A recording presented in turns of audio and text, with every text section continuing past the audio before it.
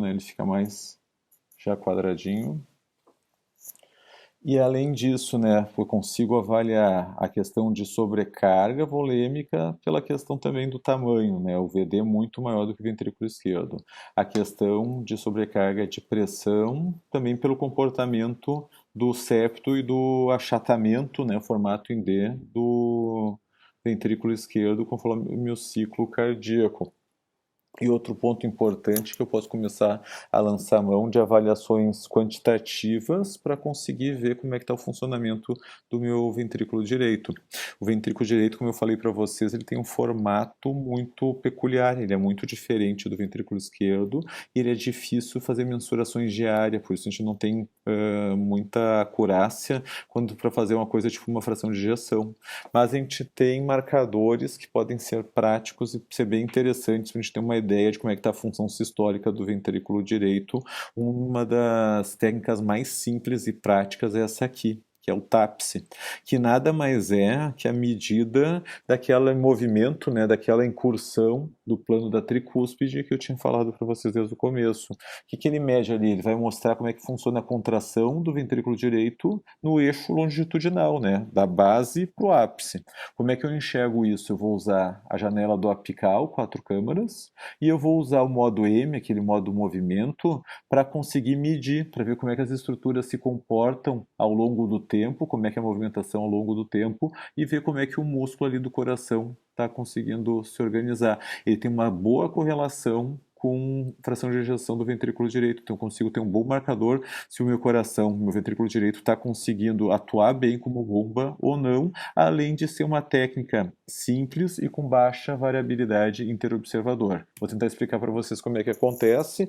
O índice de referência, né, ele é considerado normal quando a movimentação ali do plano da tricúspide é maior que 16 milímetros. Isso aqui seria o meu apical 4 câmaras, né? Eu estou vendo aqui a tricúspide, essa aqui é a região, a base do ânulo da tricúspide. Nessa porção mais lateral eu vou lançar aquela ferramenta, ele tem uma reta do plano da mitral, o modo M, e eu lanço, da tricúspide, desculpa, eu lanço esse modo M e aperto de novo o botão, ele vai me dar uma análise gráfica, ele vai me dar um desenho de como é que essa estrutura aqui se movimenta, se comporta ao longo do tempo, que vai ser essa onda aqui. E eu vou medir dessa base até essa região mais do alto, que tamanho tem, ele me dá ali uma escala numérica, se é maior do que 16, o meu TAPSE, quer dizer, a fração de ejeção do ventrículo direito, é normal, menor que isso, confirma a minha disfunção e a gravidade do quadro. Outra representação aqui, né? Estou de novo no apical. Eu selecionei aquela retinha, né? Que é um pontilhada para ver bem do lado da válvula como é que a estrutura muscular ali do ânulo está se movimentando ou não. E essa representação gráfica que eu consigo enxergar, eu consigo medir, né? O tamanho que tem essa movimentação aqui para dizer se eu tenho disfunção do ventrículo direito ou não, né? É um método que é rápido, é um método que é simples, é algo que a gente consegue utilizar de uma maneira bem prática e às vezes só de enxergar aquela imagem em havendo movimentação ou não, a gente já consegue ter respostas importantes. Por exemplo, aqui, né? Ventrículo esquerdo, ventrículo direito não tem mais do que 2/3, 60% do ventrículo esquerdo. Eu olho aqui para o plano da tricúspide, olha como sobe bem, né, como se movimenta, né, eu precisaria, isso aqui são 10 milímetros, eu precisaria um pouco mais de 1,5 que ele se movimentasse para ser mais do que 16, então nossa tendência aqui já é entender que tem mais do que 16 milímetros de movimentação, daí eu lanço mão do modo M, que vai dar essa setinha aqui, essa reta, e aí quando eu aperto de novo o modo M vai aparecer um desenho desse estilo aqui, que eu consigo medir e confirmar, né, se tem essa disfunção, qual que é o TAPSE, se tem a disfunção do VD ou não.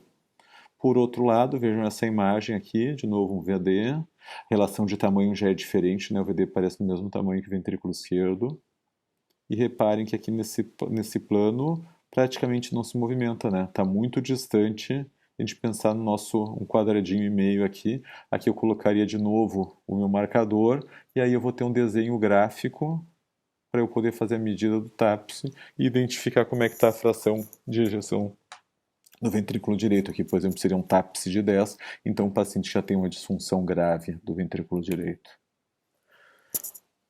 De novo, aqui fala daquele artigo de revisão do Chest, falando sobre a importância do VD para o intensivista e falando sobre as questões de praticidade, né? O que eu consigo avaliar, o que é útil o nosso ecocardio para essa situação de UTI, de SARA, de ventilação mecânica. Então, são medidas práticas a relação VD-VE, e eu vou usar o apical 4 câmaras, né? Quando é que é anormal? Bom, mais do que 2/3, a gente começa, né, a ter um sinal de alarme, mas certamente quando a relação passa a ser do mesmo tamanho, 1 para 1, isso é muito mais grave. Outra coisa que é super prática, é fácil de medir, o índice de excentricidade, né? Eu faço ao nível dos músculos papilares no eixo curto. Quando tem alteração de tamanho, de relação, quando faz o sinal do D, que seria essa relação maior que 1, eu sei que eu tenho um problema, eu tenho sobrecarga do ventrículo direito. Esse índice aqui simularia uma fração de ejeção, a medida ali do ventrículo direito é mais dispendioso, mas aqui o TAPS é super prático, né? Eu só uso o meu modo M lá no plano da válvula, também no apical 4 câmaras. E outros pontos que podem ser interessantes, mas que seriam para questões mais avançadas, é a gente falar talvez de usar o Doppler tecidual para ver como é que a musculatura naquele plano da tricúspide se comporta, ou usar métodos de Doppler para avaliar o ventrículo direito, que também vão dar informações relevantes. Eu não vou falar tanto de Doppler nessa nossa aula, porque como a gente fez todo o curso baseado em questões muito pontuais de ecocardio, muito com uma ideia de point of care, a gente acho que não faria sentido agora a gente querer aprofundar Doppler justamente no último momento. Acho que talvez a gente teria que migrar para um modelo de ter, sabe, uma educação continuada em Doppler para a gente conseguir avançar tudo isso. Mas queria destacar alguns outros pontos importantes, porque além da questão, né, da SARA e tudo mais, a gente sabe que ventrículo direito, né, vem sempre pelo cacoete, a primeira coisa que a gente pensa é TEP, né, e falar então um pouco dos sinais de sobrecarga do VD que a gente vai encontrar no TEP. Um dos sinais mais referenciados, ou mais falados, é esse sinal de McConnell, né?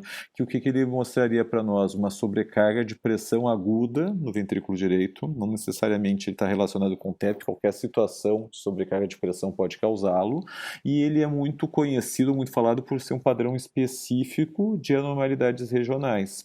O que a gente vai procurar? A gente vai encontrar uma parede livre, aquela parede bem lateral do ventrículo direito, que ela se mexe muito pouco, né, quase nada, enquanto o ápice, a ponta do ventrículo direito, parece normal ou hiperdinâmico. Né? Ele não é específico de TEP, mas ele tem um alto valor prognóstico. Seria esse aqui o sinal. Né? Vamos tentar entender a imagem. De novo, ventrículo esquerdo, né, ventrículo direito.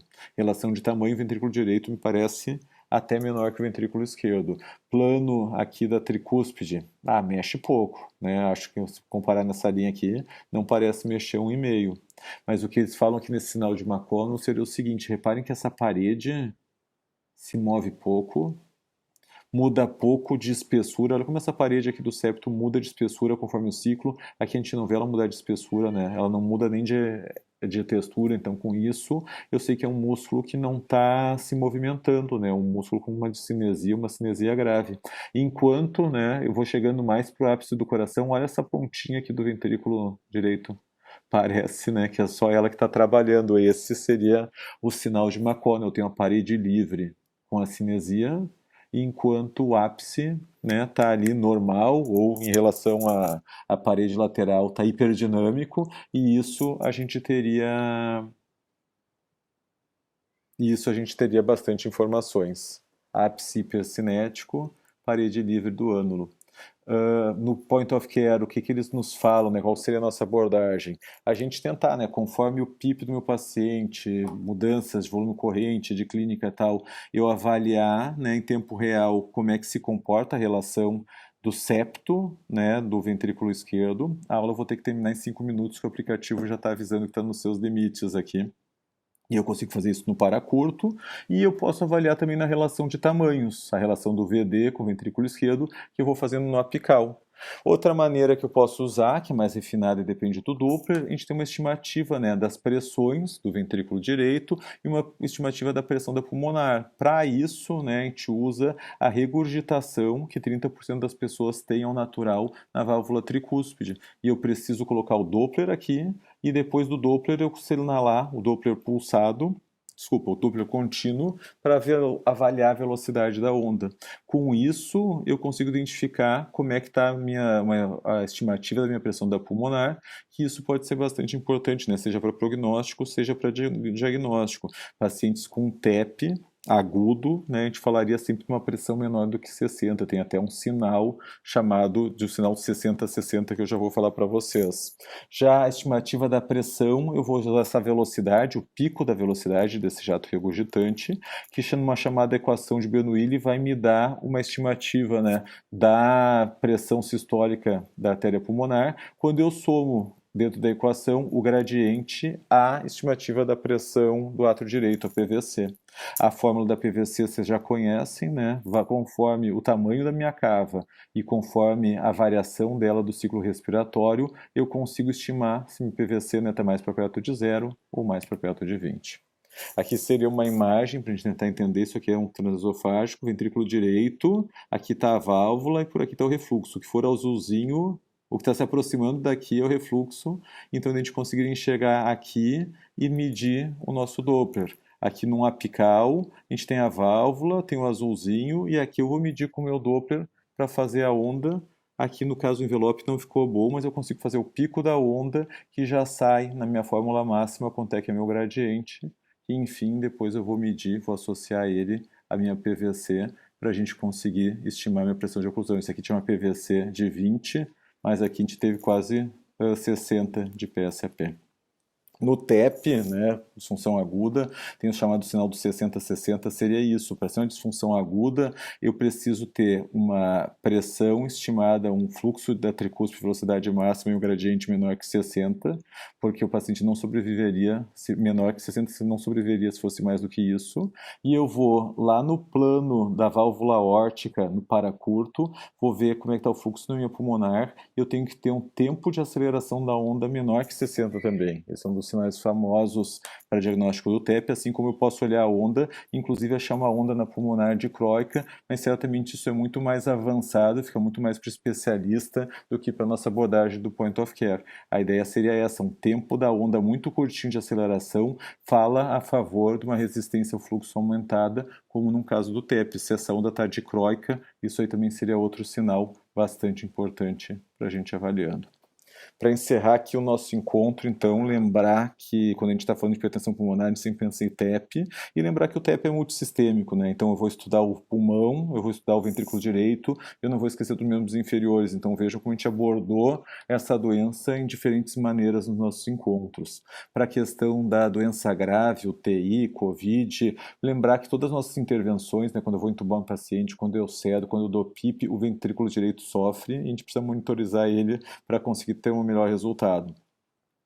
Das janelas, lembrar que o paracurto, buscar o nível dos papilares para a gente ver a relação do septo, como é que se comporta.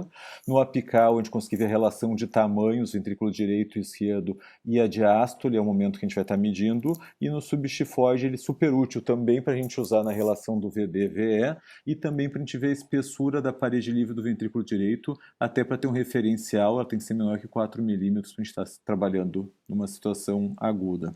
Esse aqui é um resumão, é super bom, que é do consenso de TEP, agora de 2019, e ele mostra aquelas imagens que eu fui discutindo com vocês, né? O tamanho, o aumento do VD no paralongo, o aumento da relação dele no apical, a questão da sobrecarga